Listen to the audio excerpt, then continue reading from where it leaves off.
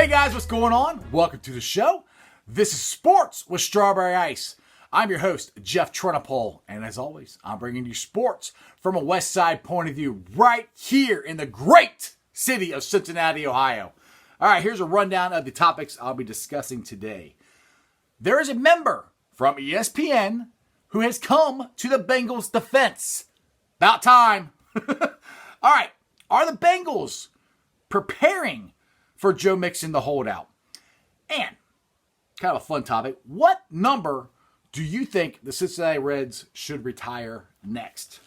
All right, finally, somebody took the other side of the issue.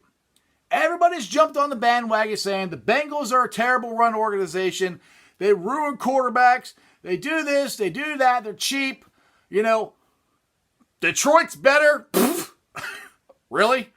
Well, on Get Up this morning, Mel Kiper Jr. was asked the question by Greeny, and this is what he said. This pick and this draft, it almost feels like people are positioning this like Burrow is being set up to fail in Cincinnati. What do you think of that perspective? I'm disgusted by it, Greeny. It makes me sick. And I've been screaming about this for months. I hear this garbage. Everybody wants to spew about the Bengals, and it's the horrible place to go. It's awful. You got no chance for a quarterback to have success. What are you, dreaming? You want to just throw out inaccurate information? Fine, but it makes me sick. The 81 and 88 may be too long ago, but they won in 81 with Kenny Anderson, 88 with Boomer Esiason. If that's too far removed, fine. Let's fast forward to 2011, 2015. That's not 100 years ago, guys. Okay, they had 5 straight winning seasons, 5 straight playoff appearances. Should have beat Pittsburgh. It was a penalty late that cost them that opportunity. They had an 11 and 12 win season mixed in to those 5 straight years of getting to the playoffs. Okay, and with Carson Palmer, he got hurt in a playoff game where they may have won that game. Andy Dalton had success. So this notion that Joe Burrow is going to a place that's never won, never had success, never had a quarterback do anything is utterly ridiculous. That might have been my favorite moment that we've had on the show, and as long as I can remember. Who saw that coming? Mel, you seem to be very passionate about this, and I like it.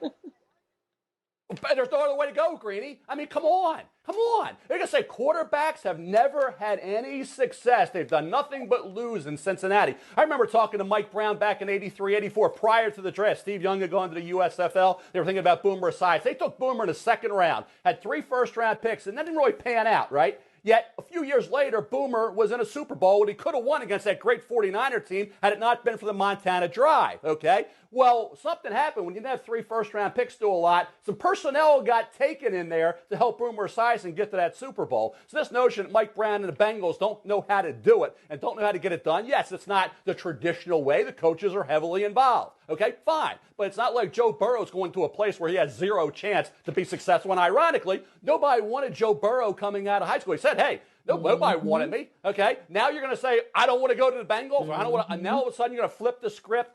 Joe Burrow will be fine. The Bengals will be fine. Come on. Like I said, 2011 to 2015 isn't 300 years ago. Okay, that is extraordinarily well said and very much duly noted. Love it. Thank you, Mel Kiper Jr. It's about time somebody took the other side of the argument. I mean, everybody just piles on how bad the Bengals are bad. The Bengals are this. Yes, in the 90s we were. That was 20 years ago. We haven't been that franchise in 20 years. You guys have got to do your stats. You got to look stuff up. I mean, Mel Kiper Jr., that's exactly what he just said.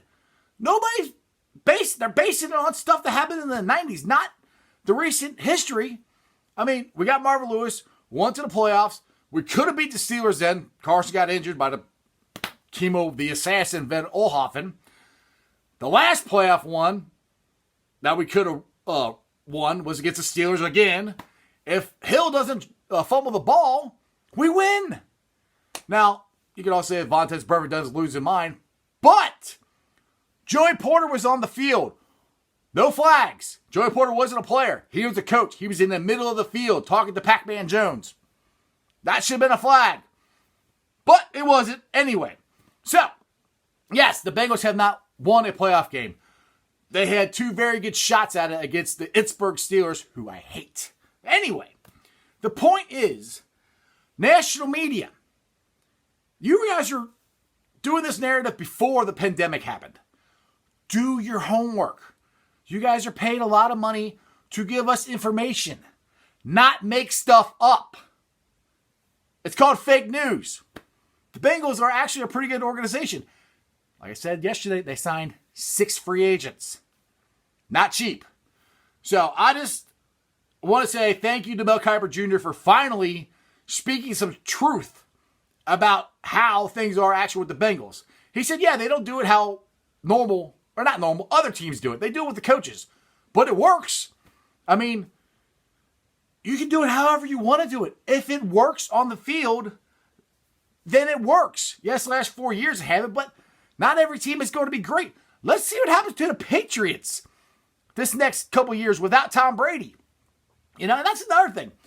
This whole cheap narrative with the Bengals. Okay. How much money do the Patriots pay for their players other than Tom Brady, which is no longer there now?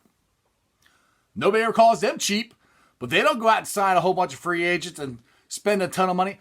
Bill Belichick trades down and trades down and trades down and gets lower draft picks. He gets more of them, but he gets lower draft picks because they're cheaper.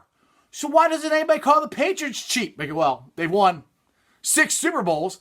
They're still cheap, though. Yeah, their formula works. Still cheap. Joe, just because you don't spend as much money as, say, the Dallas Cowboys do, doesn't mean your way doesn't work. Cowboys spend a ton of money.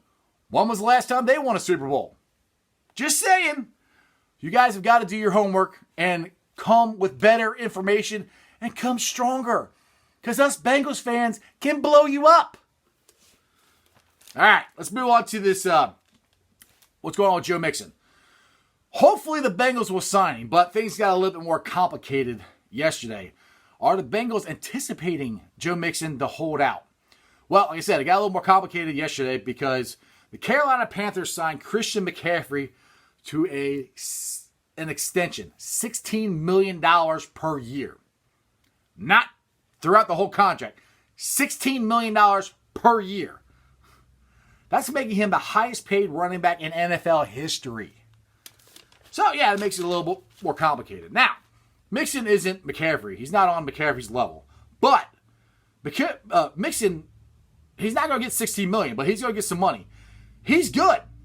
Mixon's come off back-to-back seasons of 1,100 rushing yards. He's only 23. So, the Bengals can do it a couple different ways. They handle it like the LA Chargers did last year with Melvin Gordon, which was take a hard stance and not pay him. And he sat out, and Gordon lost money, and he went and signed, I think, for less money with Denver. Or, well, if they do that, we go back. If they do that, it could hamper Joe Burrow and his development and the offense that they're trying to rebound from a terrible year last year. So, if they do that, it could hurt them in the long run. And the most important thing for the Bengals right now is, first of all, after they draft Joe Burrow, get an offensive line and surround him with parts and players to help his development. Now, Mixon could hold out and see how much leverage he has. Cincinnati wants to start a new era right away with their new offensive toy, Joe Burrow. So, it's like I said, I posted this on Bengals Station. It's a very fine line. He's not getting $16 million. And NFL players, of all professional sports, I think NFL players deserve the money. The problem is, NFL running backs, unless you are the elite guys like McCaffrey and Zeke down in Dallas, you run into when's it going to end? Because guys go downhill so fast. And the problem is, you could draft another running back. I mean, you can. And you could take that money and pay, 3 running backs for less money and be just as effective. And you can spread the money around to your offensive line and different things like that. So it's just depends on how the Bengals want to handle it. I really believe the way they've been going with this offseason, that they are going to sign Joe Mixon. They just have to do it so it works best for him and best for the Bengals, which is giving him money, not $16 million, but it's not going to be what Mixon wants. Mixon wants a long-term contract. Running backs are not going to get long-term contracts. Now, I could be wrong, but those are the tripping points or negotiating points that I think that is holding it up. Like I said, the way things are going and the momentum the Bengals have, I'd be really surprised if he holds out and if the Bengals don't pay him. So we'll find out what happens when football season starts. All right, this show and every show is brought to you by T Properties. T Properties, quality housing for quality people. Check out their website at www.tpropertiesllc.com for all your rental property management needs and your rental needs. All right, let's get into some Bearcat basketball news. It's all been Bengals, but the Bearcats and John Brandon are still on the recruiting trail. We'll find out the chance they could get a pretty good grad transfer from Michigan tomorrow. At noon, he's supposed to announce where he's going to go. David DeJulius. His final list includes Marquette, Iowa State, Missouri, and Cincinnati. Now, he is DeJulius. Now, this is a article or the stats I got from 24/7 Sports. DeJulius is a combo guard. Now, this is the part I like. He's got 2 years remaining. So most time when you get grad transfers, at least it was in the past, you only get 1 year. The football team got the kid young from Notre Dame, and he's got 2 years. So now the basketball team hopefully can get this kid, and we have two more years remaining.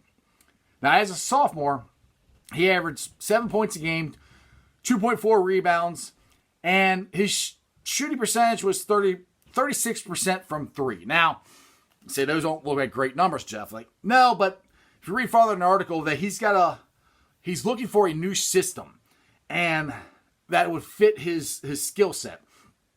Now, this also could be, I don't know how much playing time he got or anything. I probably didn't get a whole lot. That's why he's transferring.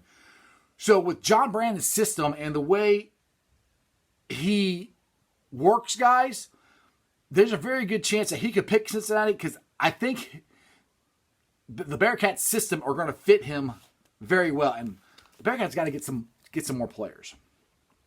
So, what do you guys think? Like I said, check it out tomorrow at noon. He should be announcing it. I'm sure it's going to be on Twitter.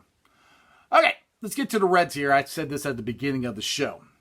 I can't wait till baseball starts, by the way. Okay, the Reds have retired just about every number that's worth retiring that I could think of. So I was scrolling around on Facebook and I found this from the blog Red Machine. They said, whose number should they retire next? And they got a list of guys here. Potentials that the Reds could retire. You have Vada Penson, which is number 28, Bronson Arroyo, 61, Jose Rio, 27, Brandon Phillips, number 4, and then Joey Votto, but you can't retire him because he's still playing. So, out of these guys, my pick, personally, would be Jose Rio. Jose Rio actually, when he retired the first time, got a vote for the Hall of Fame. He got one vote for the Hall of Fame. He was a dominant pitcher for the Cincinnati Reds in the early 90s. He was the man in 1990 with the World Series wire championship. If he didn't blow his elbow out in 95, I think he could have very well easily pitched another 5 years and gotten very close to getting into the actual Hall of Fame. So, out of the candidates we have here, I think Jose Rio should be the next one that they potentially retire. He deserves it. I mean, worst case, put him in the Reds Hall of Fame, I mean, that's where he should be, and because what he meant to the 1990 Reds and what he meant to that team and that time in Reds baseball, go back and watch the wire-to-wire tape. I mean, he was the man. He was our stud stopper. We had a losing streak. You put Jose out there, and he took care of it. All right. Now, as always, I like to talk about different Facebook groups that I help run. We got Bengals Nation, Reds Country, and Bearcats Country. You also have my own pages. Facebook page is Sports Strawberry Ice. Twitter handle, Sports Strawberry Ice. And the Instagram. Now, YouTube. Like I said, you guys have been great. I have thoroughly enjoyed all the comments you guys made, especially the ones about yesterday with Stephen A. Smith. I can't wait to see what you guys say about Mel Kiper today. But I am up to 370 subscribers. Let's try to push and get that to 400 as fast as we can. Now, if you're on the podcast, if you're on Apple Podcast, do me a favor, give me a 5-star review. If you're on Beanpot, Spotify, any of the other ones, like, subscribe, share. Every time I do one, it pops up and it's right on your phone. Other than that, you guys stay safe, wash your hands, have a great day, and that's just sports, baby. See you guys.